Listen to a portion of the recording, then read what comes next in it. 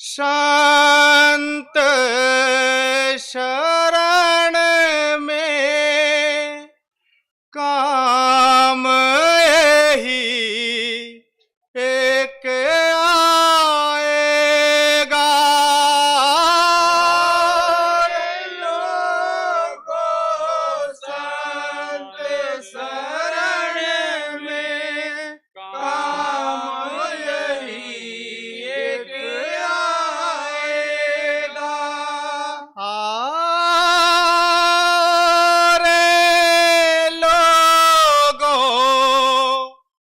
संत शरण में काम यही एक आएगा।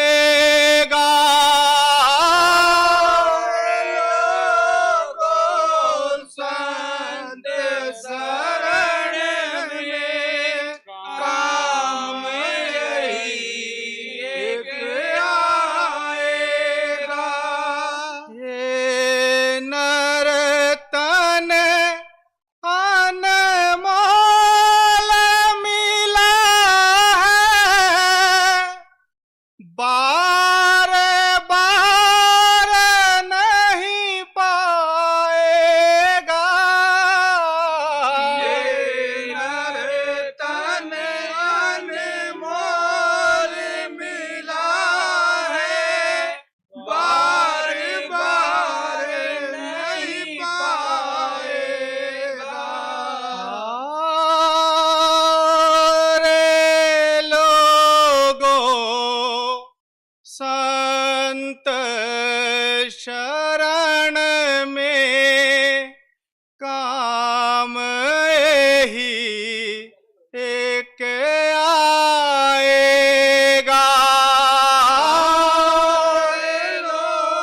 लोगों संत शरण में काम यही एक आएगा। मात गर्भ में उल्टा लटका 9 महीने दुख पाया है। मात गर्भ में उल्टा लटका 9 महीना दुख पाया था। सुमिरूंगा मैं नाम तुम्हारा, एक है बाहर आया है। सुमिरूंगा मैं नाम तुम्हारा, ये कह बाहर आया है।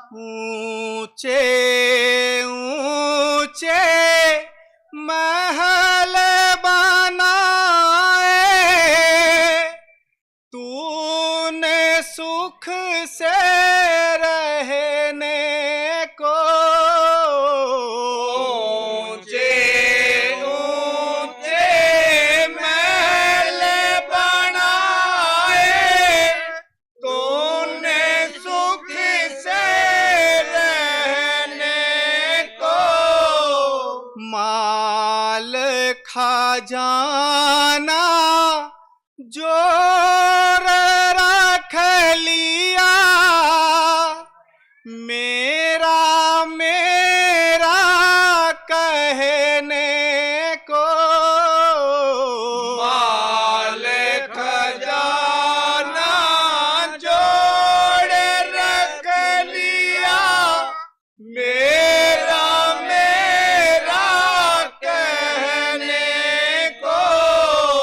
ना जाने यमराज सिपाही कब आ जाए लेने को। ना जाने यमराज सिपाही कब आ जाए लेने को। वाहन महल खजाने सब कुछ, वाहन महल खजाने सब कुछ छोड़ यही तू जाएगा। और लोगों संत शरण में काम यही एक आएगा। ये नर्तन अनमोल मिला है, बार बार नहीं पाएगा। ये नर्तन अनमोल मिला है, बार बार नहीं पाएगा।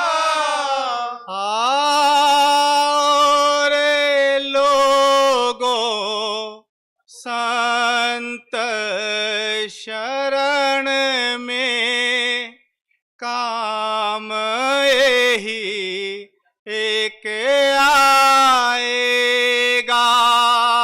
और लोगों संत शरण में काम यही एक आएगा। सोच समझ ले रे मन मूरख, जो हरि दर्शन पाना है। सोच समझ ले रे मन मूरख, जो हरि दर्शन पाना है। मार्ग सनातन गुरु से ले लो, गर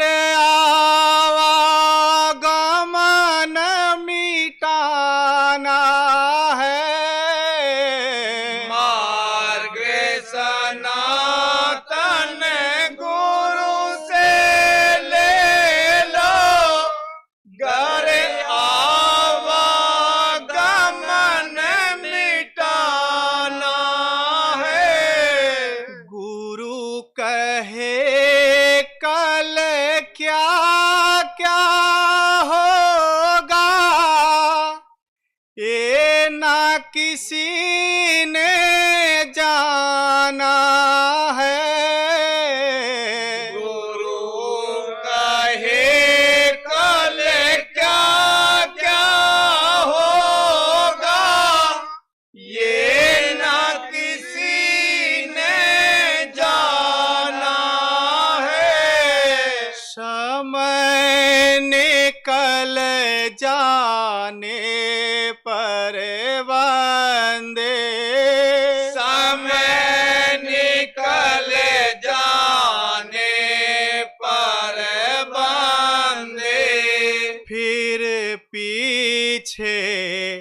पछताएगा।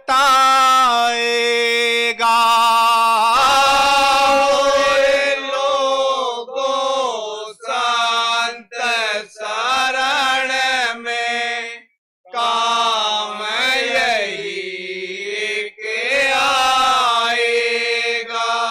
ये नर तन अनमोल मिला है, बार बार नहीं पाएगा। ये नर तन अनमोल मिला है, बार बार नहीं पाएगा। और लोगों संत शरण में काम यही एक आएगा। और लोगों संत शरण में काम यही एक आएगा। जय गुरुदेव। जय गुरुदेव। जय गुरुदेव। जय गुरुदेव। कैसे मिलेंगे भगवान गुरु के बिना? कैसे मिलेंगे भगवान गुरु के बिना?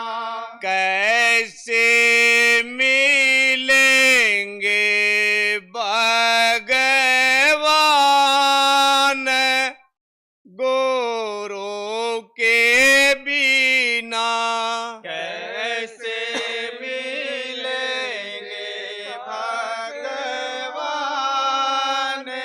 गुरु के बिना? गंगा नहाओ चाहे यमुना नहाओ। गंगा नहाओ चाहे यमुना नहाओ। चाहे नहाओ चारों धाम सतगुरु के बिना। चाहे नहाओ चारों धाम सतगुरु के बिना। कैसे मिलेंगे भगवान गुरु के बिना? कैसे मिलेंगे भगवान गुरु के बिना? गीता पढ़ो चाहे पढ़ो रामायण।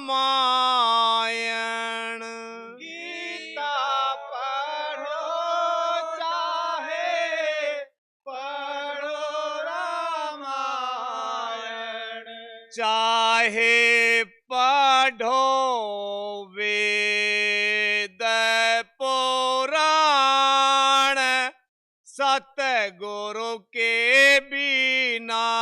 चाहे पढ़ो वेद पुराण सतगुरु के बिना। कैसे मिलेंगे भगवान गुरु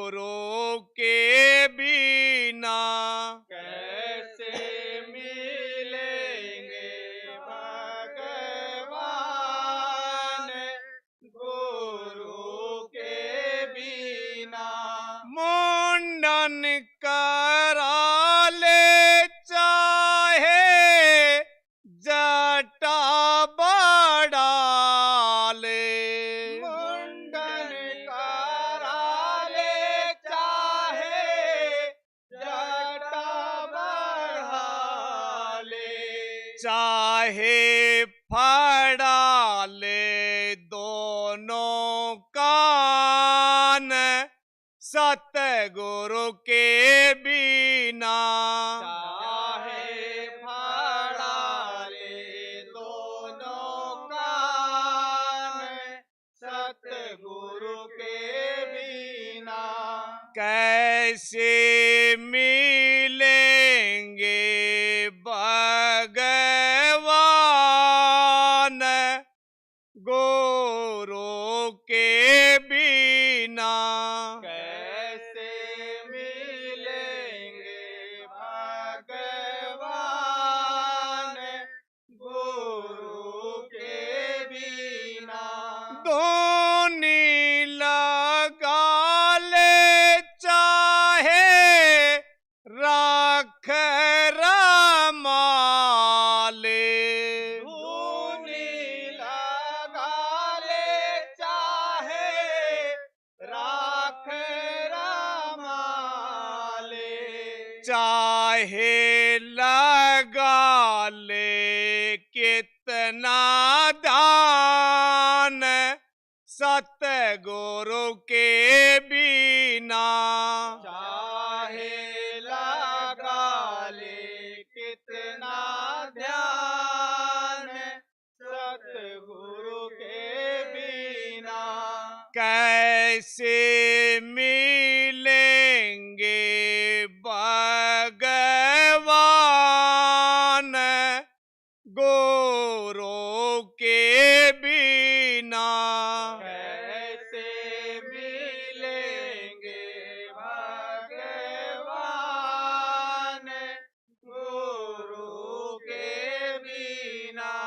मंदिर में जाले चाहे मस्जिद में जाले, मंदिर में जाले चाहे मस्जिद में जाले। चाहे बजाले कितने तान, सतगुरु के बिना। चाहे बजा ले कितने तान, सतगुरु के बिना। कैसे मिलेंगे भगवान, गुरु के बिना। कैसे मिलेंगे भगवान, गुरु के बिना। जय गुरुदेव। जय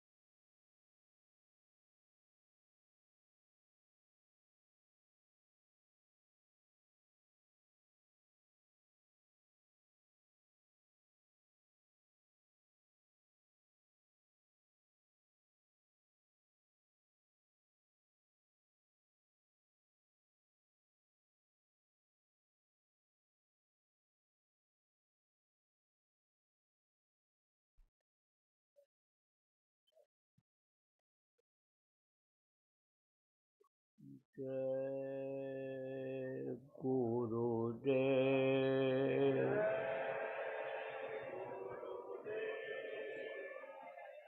जय गुरुदेव।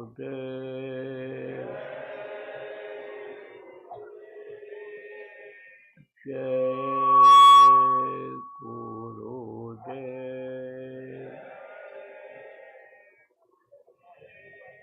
जय गुरुदेव नाम किसका? जय गुरुदेव नाम किसका? प्रभु का पावन नाम।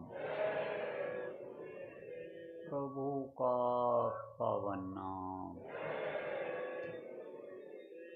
जय गुरुदेव।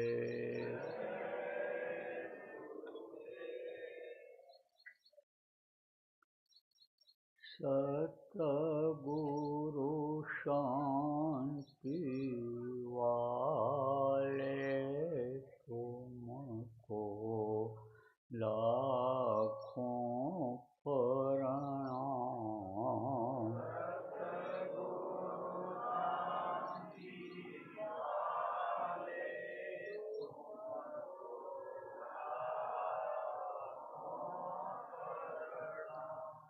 भक्तों के रखवाले तुमको लाखों प्रणाम।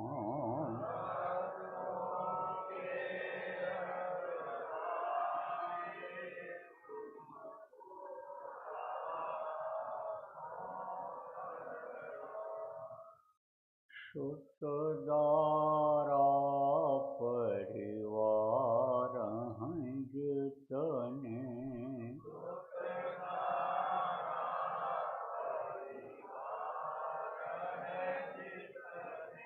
सबके प्रेम बतौर हैं सपने।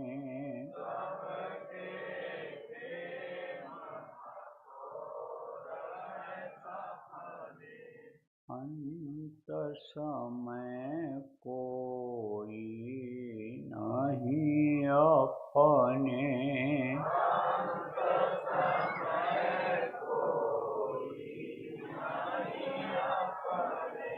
भव पार लगाने वाले तुमको लाखों प्रणाम।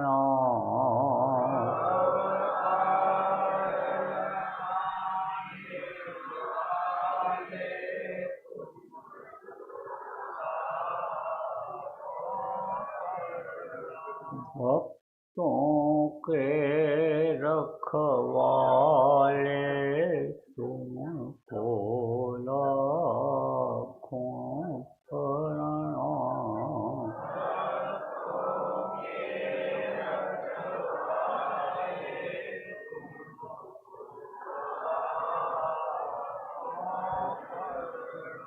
वेद वेदांत पुराण बताए,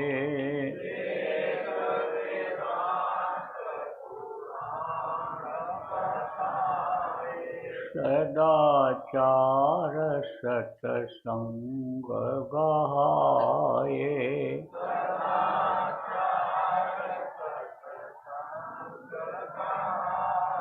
ज्ञान योग का वेद बताए,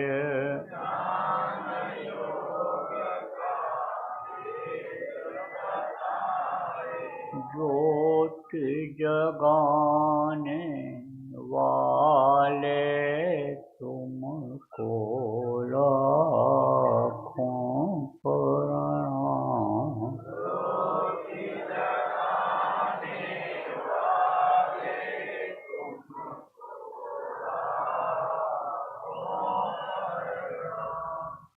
भक्तों के रखवाले तुमको लाखों प्रणाम।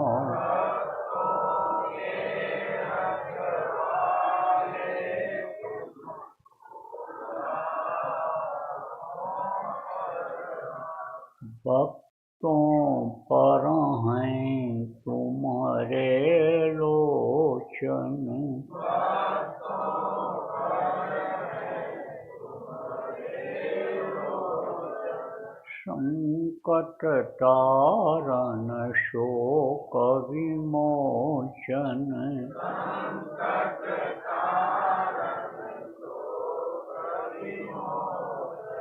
गुरु तुम्हि पापों के मोचन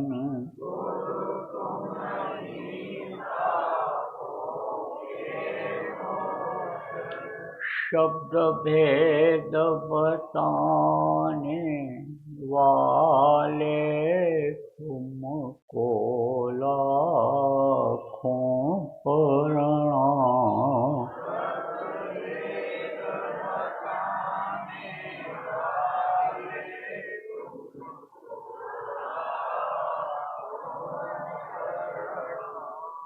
भक्तों के रखवाले तुमको लाखों प्रणाम।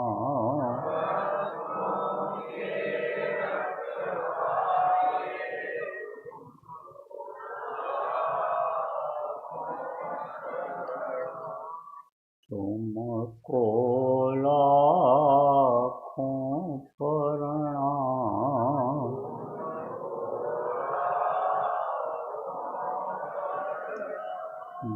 दीनों की विनती सुन लीजिए,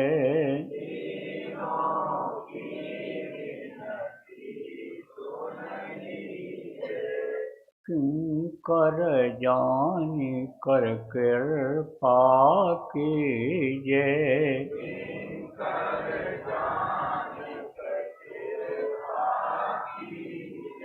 दर्शन अपना हरदम दीजिए।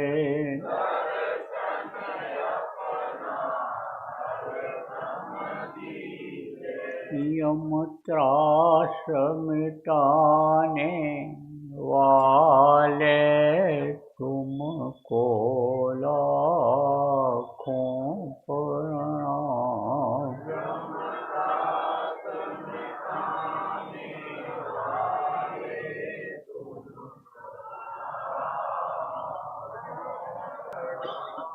तुमको लाखों प्रणाम।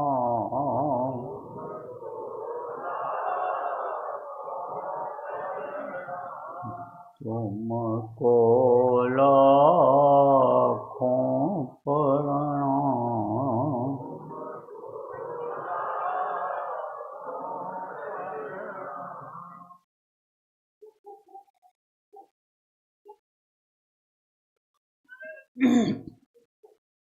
जय गुरुदेव।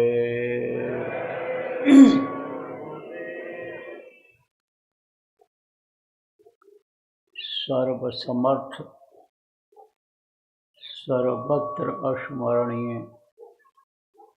दाता दयाल दीनबंधु कृपा निधान परम पूज्य गुरु जी महाराज, उपस्थित सभी साधक सत्संगी, प्रबुद्ध नागरिक, धर्म प्रेमी बच्चियों, गुरु महाराज की अपार दया मेहर हुई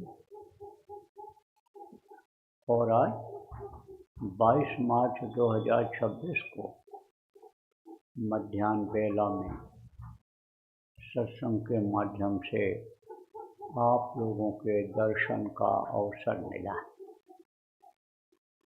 इस धर्म कर्म के संदेश में आप लोगों को अवसर मिला पहुंचने का।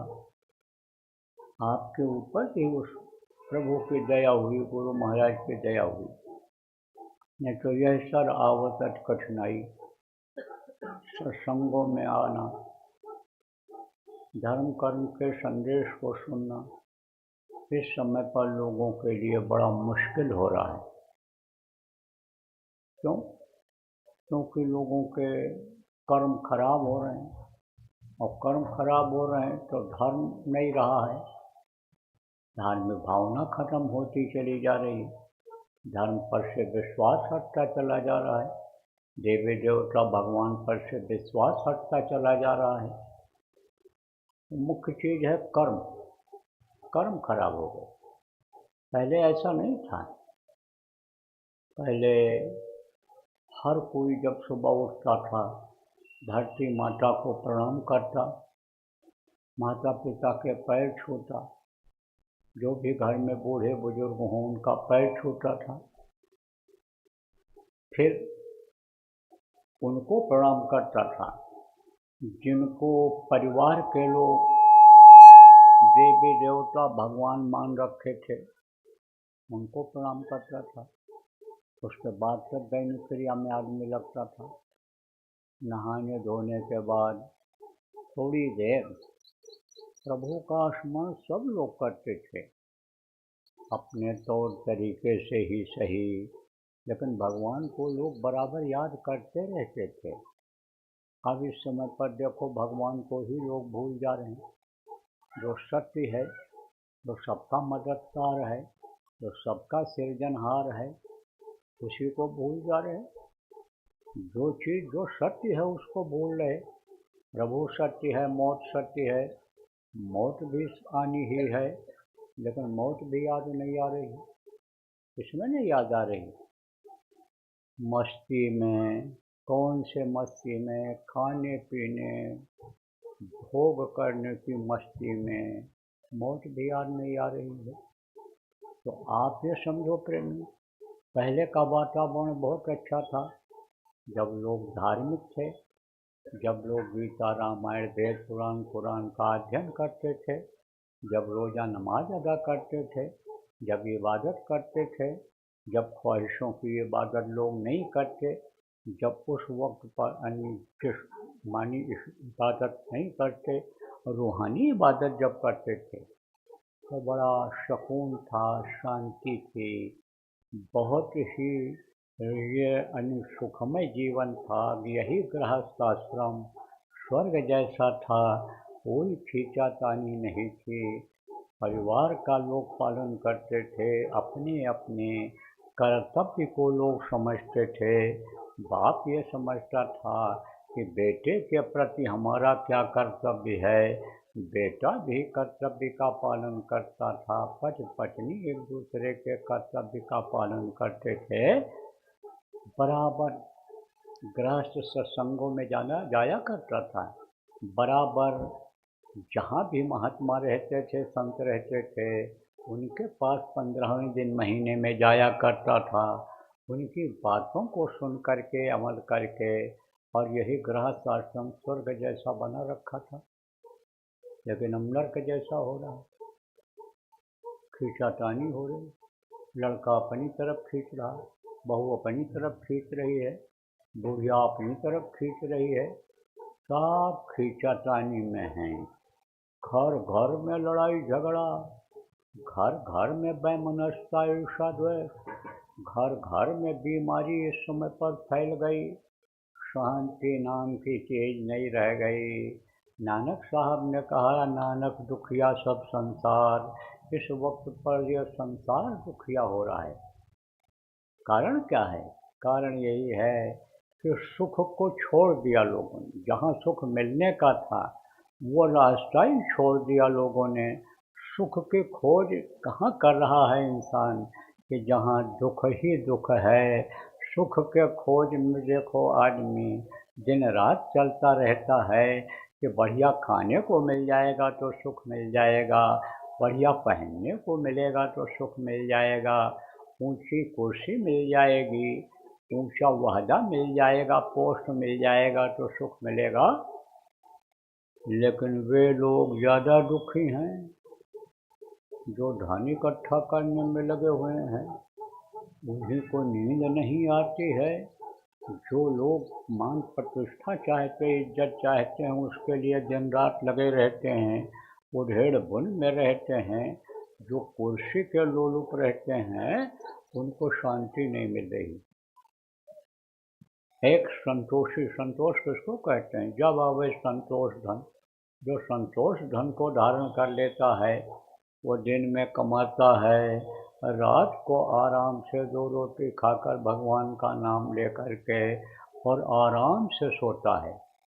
लेकिन इनको पद पोस्ट वालों को ज़मीन जायदाद बढ़ा लिया, मार करके ले आए, काट करके ले आए, लूट करके ले आए, ठग करके ले आए, धन इकट्ठा कर लिया, तो सुख मिलेगा? उनको नींद नहीं आती है, नींद नहीं आती है। नींद की गोली खाते हैं तब नींद आती है। जिनको बड़े आदमी कहते हो, जिनको कहते हो बड़े सुखी होंगे, उन्हीं के यहाँ नींद की गोलियाँ मिलेंगी रात को। अब आप ये बात समझ लो। तो यहाँ तो शांति नाम की चीज़ ही नहीं, यहाँ तो सुख है ही नहीं। सुख तो इससे परे की चीज़ है। सुख कैसे मिलेगा? नानक साहब ने कहा कि सुखी वही जो नाम आधार, नानक दुखिया सब संसार, सुखी वही जो नाम आधार, जो नाम को पकड़ लेगा, नाम को धारण कर लेगा, नाम की डोर को पकड़ लेगा, वो सुखी हो जाएगा। तो अब आप कहोगे भाई कि हम भगवान का नाम तो लेते हैं क्योंकि आप लोग धार्मिक हो, धार्मिक अगर न होते तो यह धर्म कर्म के संदेश को सत्संग सुनने के लिए क्यों आते? धार्मिक हो आप, अलग अलग जगह से आए हो, अलग अलग जाति के लोग हो, अलग अलग कपड़ा पहनावा है, भोजन अलग अलग है, तो जहाँ जहाँ से आए हो वहाँ पर जिस नाम का ज़्यादा प्रचलन है, परिवार के लोग ज़्यादा नाम को, भगवान के नाम को मानते हैं, जिस नाम को, उसी नाम को आप लेते हो। लेकिन ये नाम लेते हुए भी, यज्ञ जब तक पूजा पाठ करते हुए भी, और फिर शांति सुकून तो नहीं मिल रहा है। जब वास्तव में मानव धर्म था, लोग मनुष्य शरीर पाने का मतलब जब समझते थे, जब लोग सत्य बोलते थे, जब लोग सबके अंदर उस मालिक की, परमात्मा की अंश जीवात्मा को समझते थे, यह अंश परमात्मा की जीवात्मा जो इस शरीर को चलाती है, यह परमात्मा की अंश है और यही जीवात्मा सबके अंदर है, मुर्गा भैंसा बकरा में सबके अंदर है। तब वो लोग सबसे प्रेम करते थे, उनके अंदर दया रहती थी। दया धर्म तन बसे शरीरा, ताकर रक्षा करें रघुवीरा। गोस्वामी जी महाराज ने कहा है कि दया धर्म क्या है कि हर जीव पर दया करो। तो जब दया धर्म था, जब लोगों के अंदर में आप ये समझो परोपकार था, एक दूसरे की भावना, एक दूसरे के प्रति अच्छी भावना थी, लोग भोजन खिला करके खाते थे दूसरे को। कोई गरीब धुरीब किसी के यहाँ पहुँच जाए तो उसको पहले खिलाते थे, फिर खुद खाते थे। गृहस्थ अपना धर्म समझते थे कि हमारे दरवाजे पर कोई आ गया है तो वो मेहमान नहीं भगवान है, उसका स्वागत उसी तरह से होना चाहिए, वो करते थे। तो परोपकार होता था उनसे, सेवा भाव लोगों के अंदर में था, खूब सेवा भाव। अब आप ये समझो कि ये चीज़ खत्म हो गई तो कहाँ से सुकून मिलेगा, कहाँ से शांति मिलेगी, कहाँ से ये जो भगवान का नाम लेते हैं ये फलीभूत होगा? भगवान, अभी आपसे पूछा जाए कि दुनिया किसने बनाया, कहोगे भगवान ने बनाया। आपसे कहा जाए आप भी बना दो ये पेड़ पौधा और ये नदी नाले और ये जो जानवर हैं, इनको आप भी बना दो, बना पाओगे? कोई नहीं बना पाओगे। मिट्टी पत्थर का भले बना दो, सोना चांदी का भले बना दो, लेकिन जान इनमें नहीं भर सकते हो। तो सबका बनाया हुआ ये, प्रभु का बनाया हुआ ये यानी समझो दुनिया है, संसार है। तो अगर आपसे पूछा जाए किसने बनाया तो कहोगे कि भगवान ने बनाया है। अब भगवान ने तो बना दिया, आप बना नहीं सकते हो, तो भगवान ने तो कोई मतलब से ही बनाया होगा।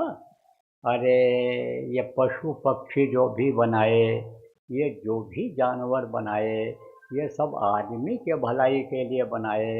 ये लोगों को फायदा पहुंचावे इसलिए इन्होंने बनाया है, भगवान ने बनाया है इनको। कैसे ये भी बता दें। जैसे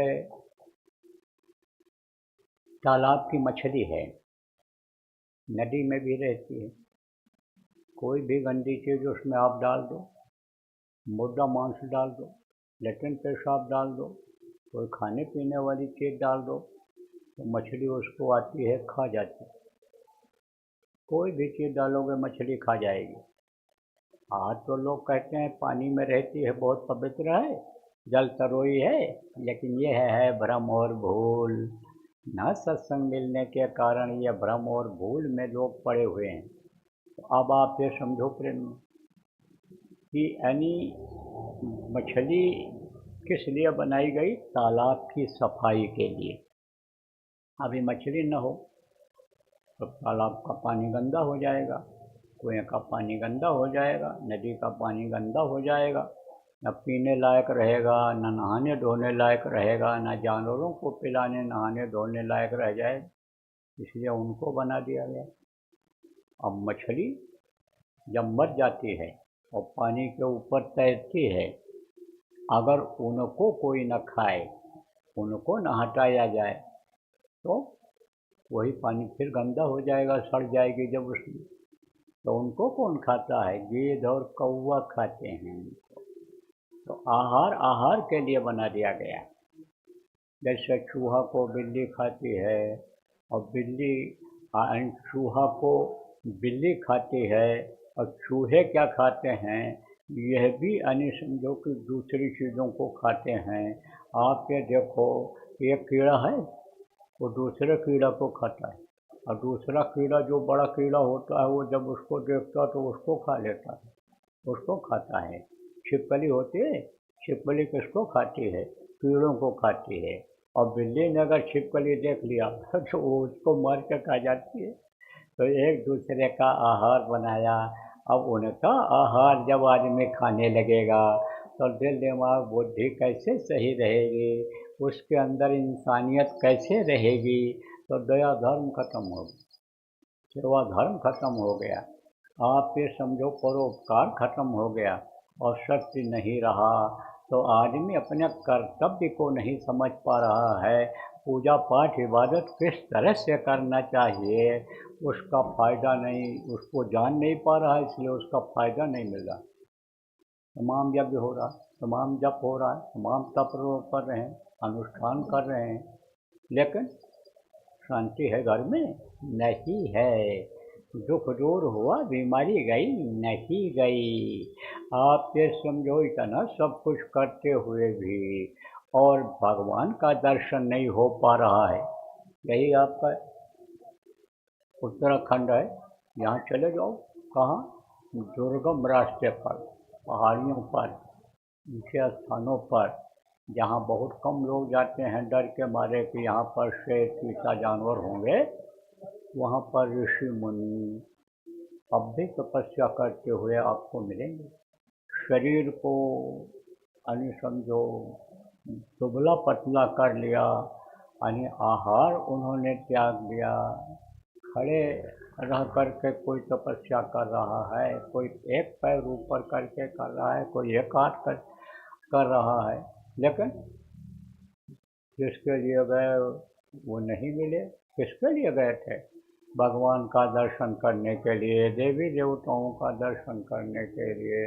लेकिन उनको अगर मिल गए होते तो फिर वो उसी में लीन हो जाते, उनको नहीं मिले, तपस्या में लीन। और इसी में समय खत्म होता चला जा रहा है, समय खत्म होता चला जा रहा है, क्योंकि असली चीज़ उनको नहीं मिला कि जिससे यानी समझो कि इस भवसागर से पार हो जाएं, जिससे यह भवसागर सूख जाए। तो वो क्या है? वही है नाम, जो नानक जी ने कहा, वही है नाम जो गोस्वामी जी महाराज ने कहा कि नाम लिया तो बहुत सिंधु सुखाएं, नाम लेते ही भवसागर सूख जाए। तो कौन सा नाम है? तो वो नाम है, यही नाम जो ध्वन्यात्मक नाम है, संत बताते चले आए हैं। वो ही 5 नाम है, यही 5 नाम। उसी को गोस्वामी जी महाराज ने बताया, उसी को कबीर साहब ने बताया, उसी को नानक साहब ने बताया, उसी को राधा ने बताया, उसी को गरीबदास साहब ने बताया, उसी को दयाल साहब ने बताया, उसी को लाल जी महाराज ने बताया, उसी को हमारे गुरु महाराज ने भी बताया, और गुरु के आदेश से आज आपको भी बता दिया जाएगा। तो ये असली चीज़ है। असली और नकली दो चीज़ होती है। जैसे रुपया पैसा होता है, यह समझो कि नकला होता है और असला भी होता है। सोना चांदी होता है, ये असली होता है, नकली होता है। तो नकली चीज़ काम नहीं आती है, और असली चीज़ जो होती है सब जगह काम आती है। तो ये जो दुनिया है चमक दमक है, ये नकली चीज़ है, ये कुछ दिन के लिए है, ये आपका साथ नहीं देगी। ये सब छूट जाएगा एक दिन।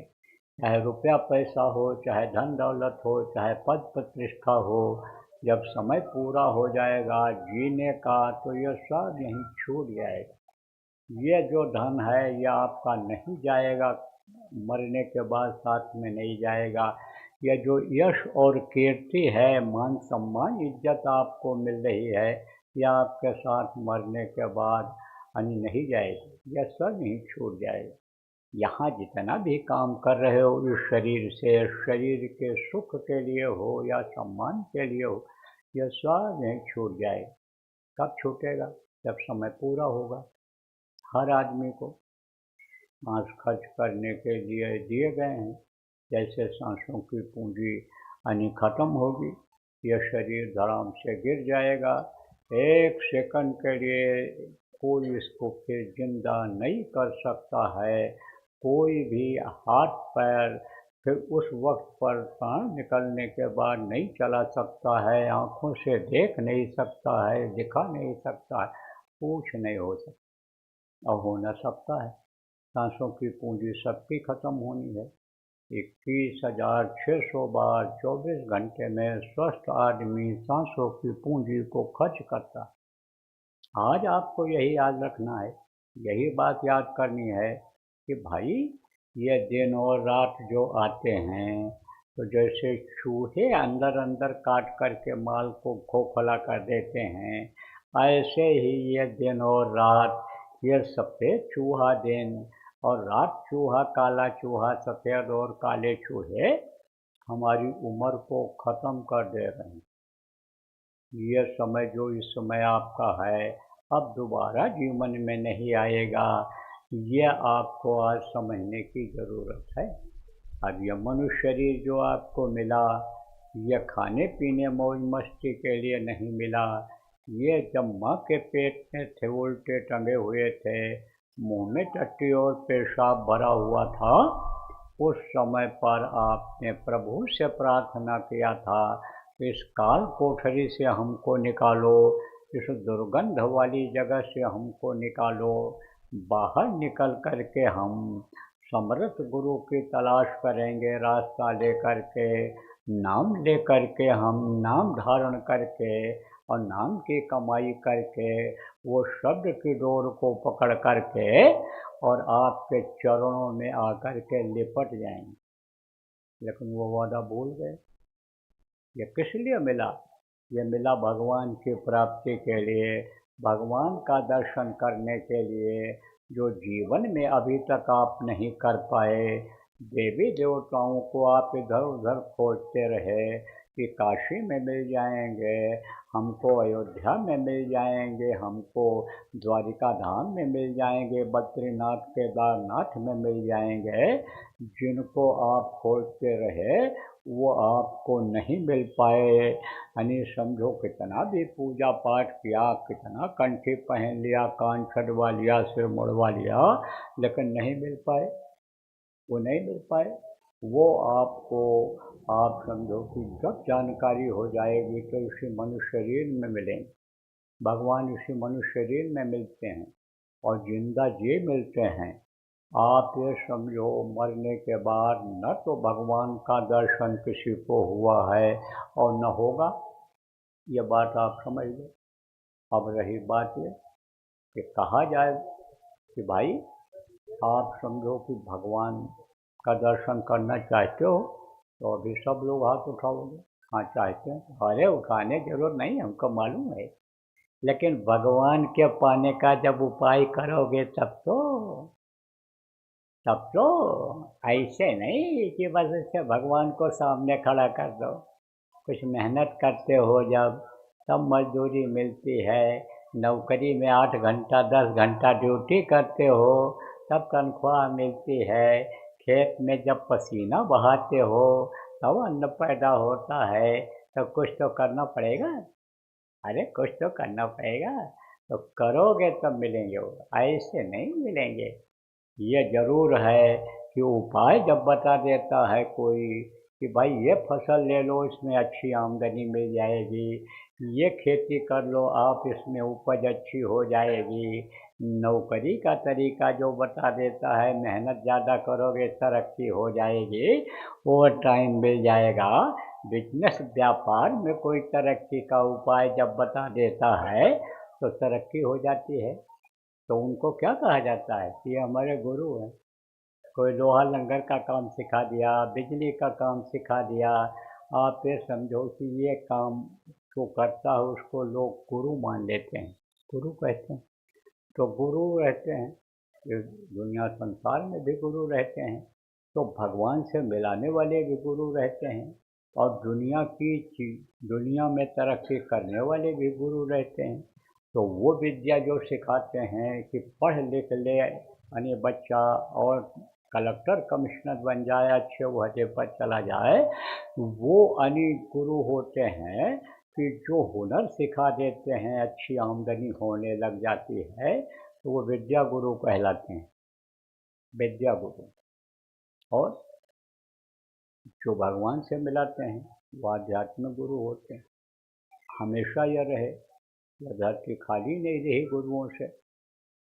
भगवान राम देखो जिनको कहा गया, आज पूजा लोग करते हैं, उन्होंने भी 2 गुरु किया। विश्वामित्र जी उनके गुरु थे, उनके आश्रम पर गए, मांग करके ले गए थे, 12.5 वर्ष तक रहे थे वहाँ पर। उन्होंने यानी 9 गुणों से लैस किया था।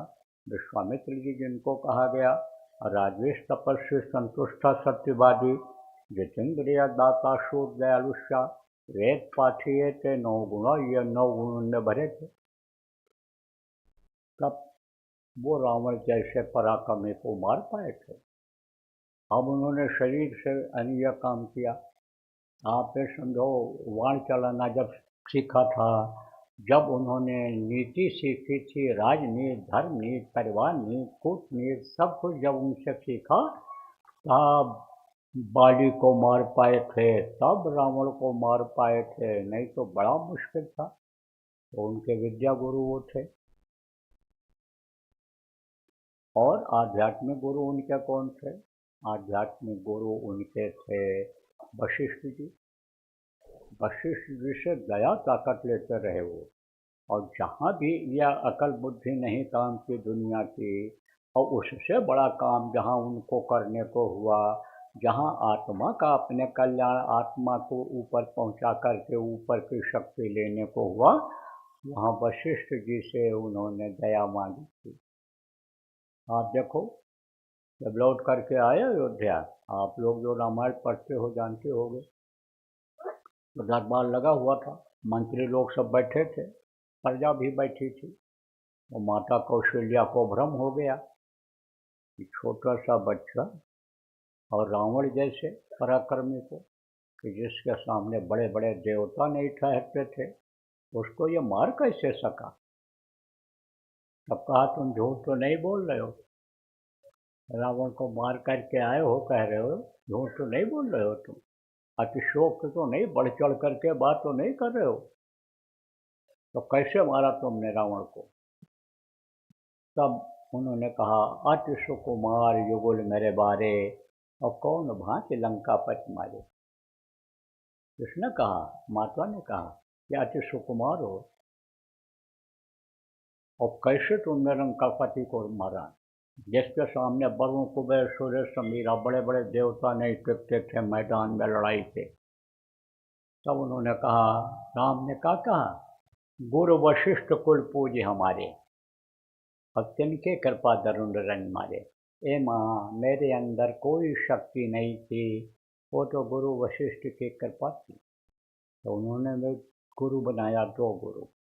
आज जिनकी पूजा लोग करते हैं, कृष्ण भगवान ने भी 2 गुरु बनाए। संदीपनी उनके विद्या गुरु थे और सुपच उनके आध्यात्मिक गुरु थे। तो 2 गुरु रहते हैं यहाँ।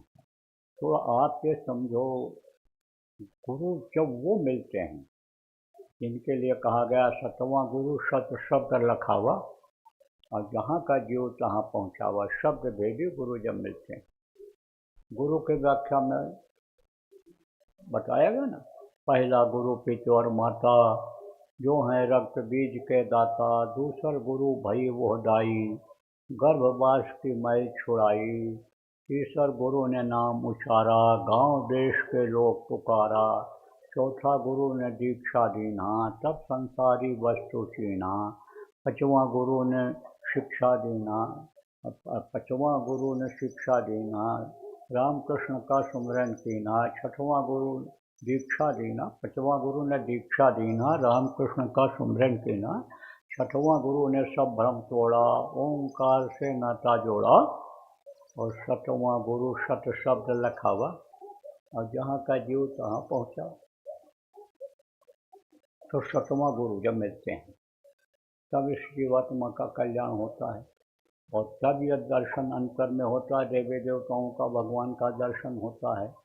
तो प्रेमियों, कहने का मतलब यह है कि कुछ लोग ऐसे इसमें बैठे हुए हो जिनको गुरु महाराज जैसे समर्थ यानी गुरु मिल गए थे, 7वां गुरु जैसा कहा गया है, वो मिल गए थे, लेकिन आपने उन पर विश्वास नहीं किया।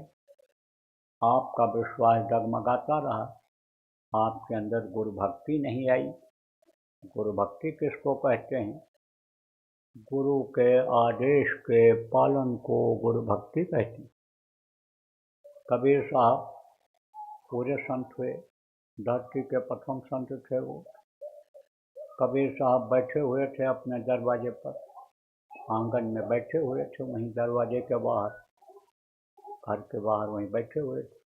ठंडी का महीना था, धूप ले रहे थे। तो एक आदमी आया, सवाल किया उनसे कि साहेब ये बताओ, उनको साहिब कबीर कहते थे।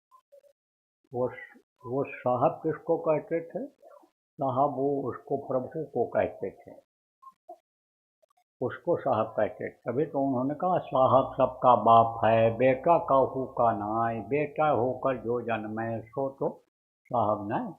उन्होंने कहा साहब तो एक है, वो तो जन्म कभी लेता ही नहीं, और जो बेटा होकर जन्मता है वो पूरा साहब नहीं रहता है, वो तो भेजा जाता है समय समय पर कि जाओ काम करके आओ।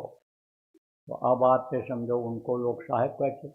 जैसे हमारे गुरु महाराज ने जय गुरुदेव नाम बताया कि प्रभु का नाम है और प्रचार करते थे, तो लोग उन्हीं को जय गुरुदेव कहते थे। अपने सत्संगियों को भी जय गुरुदेव बहुत से लोग कहने लगते हैं कि ये जय गुरुदेव आओ, जय गुरुदेव बैठो, जय गुरुदेव नाम रख देते हैं, क्योंकि वो प्रचार करते हैं। जब उनको जान जाते हैं सब लोग कि जय गुरुदेव नाम को ही ये सब कुछ मानते हैं, जय गुरुदेव नाम बताते हैं कि भाई इससे तकलीफ जाएगी, बीमारी जाएगी, बोलने से मुसीबत में रक्षा होगी, तब आप समझो उन्हीं को जय गुरुदेव कहने लगते हैं।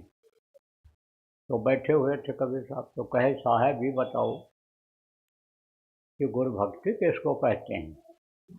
तो बैठे रहे कबीर साहब, वहीं पर उनकी देवी वो भी बैठी थी। तो लोही से कहा रे हमारी ढरकी गिर गई है। ढरकी किसको कहते हैं? वो कपड़ा बुनते थे, तो उसी को उसमें वो ढरकी लगती है, उसमें कपड़ा बुनने में। तो कहे वो हमारी ढरकी, जैसे कोई चीज़ खोलते हो ना मशीन वगैरह, तो पेचकस स्क्रू ड्राइवर जिसको कहते हो वो लगता है, ऐसे वो ढरकी होती है। तो ढरकी कहे ढरकी खोज देख कहाँ गई, यहीं गिरी है। अब वो खोजने लगी, देखने लगी, तो घर की हो वहाँ तब तो मिले। अब वो बराबर खोजती रही, हाथ जोड़ के खड़ी हुई, नहीं मिल रही। अरे बोले खोज खोज यहीं होगी, खोज। अब वो फिर खोजने लगी। अब वो आदमी जो बैठा है देख रहा है कि बुढ़िया को ये परेशान कर रहे हैं। घर पे तो यहाँ का है ही नहीं कहीं। वो भी देखा, इधर उधर नज़र दौड़ाया, कहीं नहीं दिखाई पड़ी। फिर वो हाथ जोड़ के खड़ी हो गई, नहीं मिल रही है। अरे बोले दीपक जला के खोज, दीपक जला के, तो अंधेरे में खोज रही है। अब वो दीपक जला के नहीं खोजने लगी। अब वो आदमी इससे बर्दाश्त नहीं हुआ, उसने कहा साहिब, बूढ़ी माता को आप क्यों परेशान कर रहे हो? इतनी तेज रोशनी, सूरज निकला हुआ है, सूरज की रोशनी में दीपक की रोशनी क्या काम करेगी? वो तो बेचारी परेशान हो रही। तब उन्होंने कहा अरे तुझको बताने समझाने के लिए कर रहा हूँ। तो उसने कहा नहीं समझ में आया। कहा देख यही गुरुभक्ति है। गुरुभक्ति इसी को कहते हैं, आदेश के पालन को गुरुभक्ति कहते हैं। और भक्ति अगर हो जाए, भक्ति अगर आदमी कर ले जाए, तो उसके हाथ में 4 पदार्थ करतलता के। 4 पदार्थ क्या है? अर्थ, धर्म, काम और मोक्ष। ये चीज़ अभी समझ में आ जाए, यही चीज़ समझ में नहीं आ रहा है। अब आदमी ने मनुष्य शरीर पाने का मतलब यही समझ लिया, जो मुट्ठी में लेकर आया पैदा हुआ और कुछ तो लाया नहीं, नंगा पैदा हुआ, नंगा करके शमशान घाट भेज दिया जाता है। लेकिन जो मुट्ठी में लाया 4 पदार्थ करतलता के, करतलता के, तलुआ या हाथ का, इसमें लेकर ऐसे आया। क्या है? अर्थ, धर्म, काम और मोक्ष। अर्थ का मतलब क्या लोग लगाते हैं? पैसा कमाओ, हाथ से पैसा कमाओ, हाथ से पैसा कमाओ, मेहनत करो, हाथ ही सब कुछ है, मेहनत ही सब कुछ है। धर्म, धर्म को क्या मान लिया? चोरों ने कहा हम ऐसे नहीं अन्न लूटते हैं, ऐसे नहीं, मेहनत करके लूटते हैं। पहले मारते हैं, खूब कूटते हैं, मेहनत करते हैं, पसीना बहाते हैं, फिर हम चुराते हैं, छीनते हैं। और जैसा जिसने बता दिया उसी को उन्होंने मान लिया। वेद शास्त्र और ये जितनी धार्मिक चीज़ें थीं, उनका लोगों ने स्वार्थ में अर्थ ही अलग कर दिया। इसीलिए सही जानकारी लोगों को नहीं हो पा रही है। अर्थ, धर्म, काम। आप कहे कि भाई खूब बच्चा पैदा करो, काम वासना बढ़ा लिया लोगों ने, खूब मुर्गा भैंसा बकरा काट करके खाने लग गए, गर्मी पैदा कर लिया, अंडा पैदा कर लिया, गर्मी पैदा कर लिया। अब आप ये समझो मोक्ष को क्या समझते हैं कि यानी मोक्ष तभी होगा जब पूजा पाठ इस तरह से करोगे, चलोगे देवी देवताओं के स्थान पर, वहाँ मोक्ष मिलेगा, वहाँ मुक्ति मिलेगी। गंगा यमुना में स्नान कर लेने से, कृष्णा कावेरी में स्नान कर लेने से मुक्ति मिल जाएगी। अर्थ का अनर्थ कर दिए। और अगर गुरुभक्ति आ जाए, गुरुमुखता आ जाए, गुरु के आदेश का पालन गुरुभक्त करने लग जाए, तो अभी इसका सब मतलब समझ में आ जाए कि भाई खाने पीने और मौज मस्ती के लिए यह मनुष्य शरीर नहीं मिला, यह भगवान के प्राप्ति के लिए मिला है। असला काम आदमी का यह है। और आप ये समझो कि अर्थ इसका यह है कि मनुष्य शरीर यानी पा करके और इस पर दया करो जीवात्मा पर, उनके जीवों पर दया करो प्रभु के बनाए हुए, और अपनी आत्मा पर दया करो, ये नरकों में न जाने पावे, क्योंकि नरकों में कम मार पड़ती है।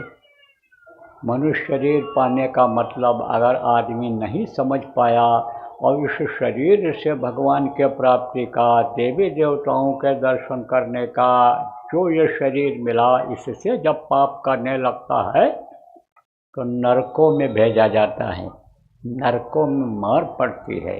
वहाँ सब हिसाब होता है, एक एक क्षण का हिसाब होता है।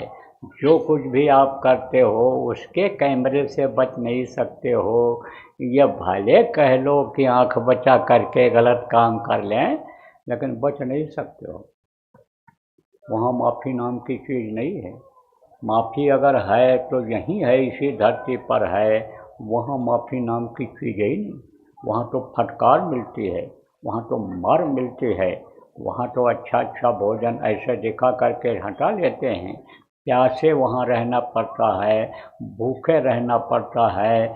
वहाँ तो और बल्कि बातें सुनने को मिलती हैं, डांट फटकार सुनने को मिलता है कि तू उस समय अहंकार में था, तेरा धन चोर ने नहीं चुराया था, तेरा कोई अपहरण नहीं किया था, धन तेरे पास था, दिया गया था, तुझको मिला था, तेरी मेहनत के हिसाब से तुझको मिला था। तू कुछ मेहनत के हिसाब से भी नहीं अलग से ले आया था, लेकिन उससे तू पाप करता रहा, जीव हत्या करता रहा, कराता रहा, उसको गलत जगह पर लगाता रहा, विषय वासनाओं में यानी विषय वासनाओं में खर्च कर दिया उस धन को। जो तेरे पास सम्मान इज्जत था, बल था शरीर में, उसका पावर तूने गलत जगह पर इस्तेमाल किया। शरीर से दुख दिया, लोगों को कष्ट दिया, जानवरों को और आदमियों को कष्ट दिया, तो अब तो माफ़ी नहीं मिलेगी। और हुक्म दे देते ले जाओ इनको नरकों में डाल दो। बड़ी मार पड़ती है, बहुत मार पड़ती है। तो अब आप ये समझो कि उससे मुक्ति मिल जाए, वहाँ न जाना पड़ जाए, उसके लिए समझो कि उपाय जान करके जो आपको प्रेमियों गुरु महाराज ने बताया, गुरु महाराज के बाद जाने के बाद आपको बताया गया, यही है सुमिरन ध्यान और भजन। इसको करो आप, और इससे इस जीवात्मा को मुक्ति दिला दो। समय निकालो इसके लिए कि ये न सोचो बाबा अपने मन से सब बता के चले जा रहे हैं। गुरु किसको कहते हैं? शिष्य को ऐसा चाहिए, गुरु को सर्वस्व दे, और गुरु को ऐसा